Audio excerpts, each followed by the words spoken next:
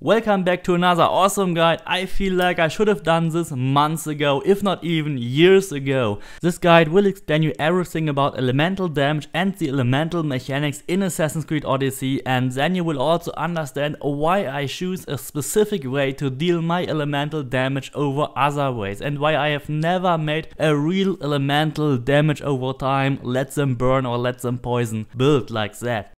The first thing you have to understand is that there are two ways to deal elemental damage in Assassin's Creed Odyssey. The first one is quite obvious, it's damage over time. So whenever an enemy takes on fire or is poisoned, then he takes some damage every second. This damage is dependent on the amount of fire or poison damage you have in your build, and it is also dependent on how high your critical multiplier is. So when you have 100% crit chance, then your damage over time is also multiplied by your critical damage. Then you can get up into the hundreds of thousands of damage per second, which is really nice, but that also involves you to sacrifice a lot of other things, and we will come back to that later. The other way to deal elemental damage in Assassin's Creed Odyssey is simply when you make hits with your melee weapons, for example with your sword, or when you shoot arrows with your poison or fire arrows. During your melee attacks or during your arrows, if you use a poison or fire sword, or if you use poison or fire arrows, you will also deal all the elemental damage contained in your build,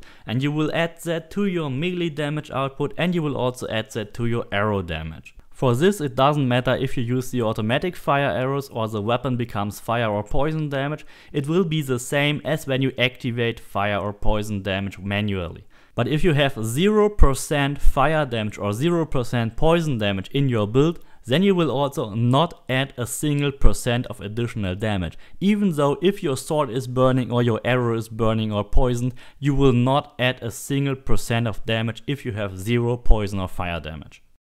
In general, fire and poison deal the same amount of damage. What is different is the engraving position. For example, fire can be engraved on both melee weapons, on your bow, and then on your head and on your boots. Poison, on the other hand, can also be engraved on both melee weapons, on the bow, but then on your torso and your belt. So that's a little different, and many people say, hey, it's better to have poison because then we can engrave it on the torso, because there are no much other good engravings for the torso except for all damage or assassin or warrior damage instead of all damage. But then you forget that you also have a difference here for the abilities. When you compare the damage from your abilities from fire mastery and poison mastery, you see that you get 40% fire damage from fire mastery and only 25% poison damage from poison mastery. So that's also a difference you have to consider when you make your build. And there are also different values for damage over time. For example, when you have fire damage with 0% fire damage in your build, your base damage over time is around 4900 damage every second when you have 0% and 0 multipliers. But for poison damage, that is different. There's a high value and a low value. The high value is around 3900 and the low value is only around 1500. And the low value, 1500, has a much higher chance to occur. It's around 75% of the time you get the lower value for the damage over time, and only 25% you get the higher value for poison damage over time. But with poison you have a unique effect called the poison weakening. Poison weakening actually affects your poisoned enemies. Once they are fully poisoned, the damage for them increases when you attack them with various attacks. For example, a normal attack with a sword with this build here will deal 716,000 damage from behind. But when we apply the poison weakening, when the enemy is fully poisoned, we will deal around 830,000 damage. That is a 15% increase for the light attack, but it varies for different attacks. For example, with the charged heavy attack, we deal around 3.4 million damage, and when we apply the poison weakening effect, we deal only 3.7 million. So it appears that for the stronger attacks, the poison weakening has a lower percentage value, here only 9% for the charged heavy attack, which is much similar to the behavior of armor penetration. But I actually want my enemies dead on the spot, and I don't want to waste abilities or engravings just for making them poison to deal a little more damage. One advantage that poison damage definitely has over fire damage is that you can simply recollect all your poison arrows. They will be simply lying around and you can recollect them, whereas fire arrows simply burn away when you shoot them and you have to recraft them every time. And for those of you who like hiding in bushes, of course that can also be a significant factor that you don't ignite your bush and incant yourself. But fire has also very cool surrounding effects. You can completely eliminate the use of torches, you can ignite the supplies, you can ignite oil pots, you can completely eliminate the use of torches in cages. Everything is lit up by your weapons. All in all, fire damage is a more aggressive playstyle and poison damage is a more defensive playstyle. So how effective is elemental damage actually in your builds? For example, when we take a hunter build, 40% fire or 40% poison damage is converted directly 1-to-1 into 40% hunter damage when you use that as your impact damage. So having 40% poison or 40% fire damage is better than having 20% hunter damage. So rather use poison or fire damage as your engravings instead of 20% hunter damage. So given the fact you have 100% crit chance in your hunter build, the normal engraving ranking would be crit damage over elemental damage over hunter damage in your hunter build. For warrior, that's a lot more complicated, because for warrior, of course, you also have 40% elemental damage being 40% warrior damage when you use it on your sword, for example. But elemental damage is not multiplied by your weapon factor, for example, damage with swords, damage with spears or damage with heavy blunts. That factor is only multiplying your base warrior damage, not your elemental damage. And what that means is, when you have 20% warrior damage and 40% fire damage, and you have a weapon factor of 100% damage with swords, for example, then your warrior damage will be multiplied by 2, giving you another 100% warrior damage. So then it is equaled out here on 40% warrior damage versus 40% fire damage. But when your weapon damage factor is 140%, the maximum the weapon factor can get, you have 48% warrior damage instead of 40% fire damage.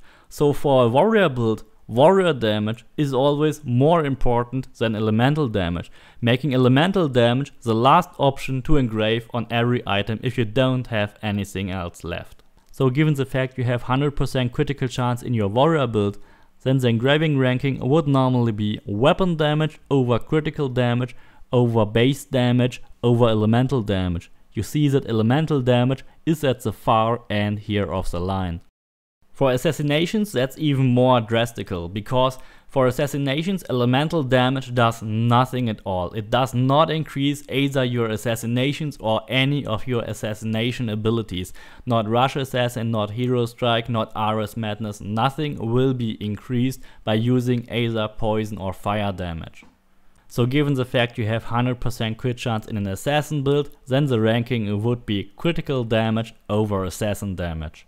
If you want to make a damage over time build, then you want to consider different engravings than only the base elemental fire and poison damage.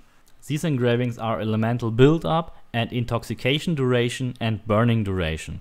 But when you use them, you will definitely get in conflict with your critical damage multipliers, because critical damage is normally engraved on every piece of your gear. So when you decide you need more build up or a couple of seconds more burning duration, you will easily sacrifice 50% crit damage or 100% crit damage.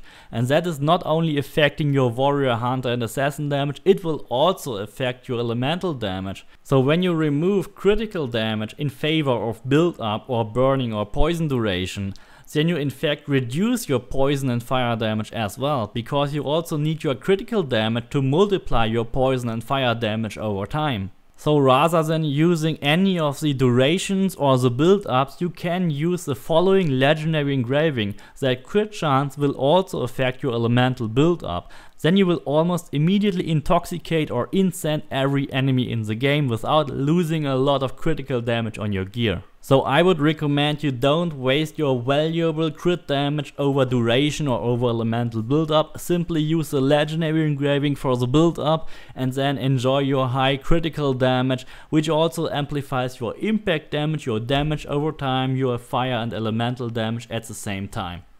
If you are struggling against elemental damage from your enemies, for example from some mercenaries which are shooting at you with fire or poison arrows, then you can also decide to get immunity against poison or fire damage. You can do that when you use 20% elemental resistance on your arms, on your torso and on your boots, Then you can apply 15% to all resistances on your torso and another 15% elemental resistance in your masteries. That will grant you 90% elemental resistance versus both types, but instead of the 15% all resistance on your torso, you could also use a 40% poison or fire resistance. That will make you completely 100% invincible against one of these types, but not against both of them. Other than that, you could also use the Greek hero set for getting completely 100% invincible against elemental attacks, but that will also deal very little damage compared to an epic build. Last but not least, there's also the Sun Hat, which has 99% Sunburn Resistance.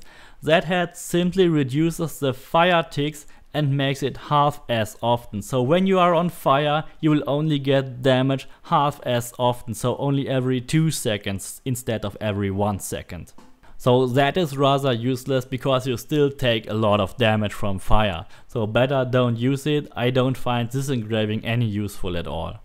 So in summary, if you want my personal opinion, elemental damage is very useful to increase your impact damage, but I almost never use it as damage over time, because when I hit my enemies with an even stronger physical attack that is amplified by my elemental damage, all my enemies are already dead, and I really rather want them dead before I even try to make them burn or make them poison. So I don't want to waste any of my valuable engraving slots for build up or burning or poison duration. I really just want to focus on crit, and I use elemental damage to amplify my impact damage. That's all I use elemental damage for, and that's everything I can also only recommend to you. But of course you can also make a build for special occasions where you really want to use that damage over time. That's of course totally up to you. But I hope I gave you at least a much better understanding about all the elemental damage and elemental mechanics. Please don't forget to subscribe, leave me a like, and see you next time.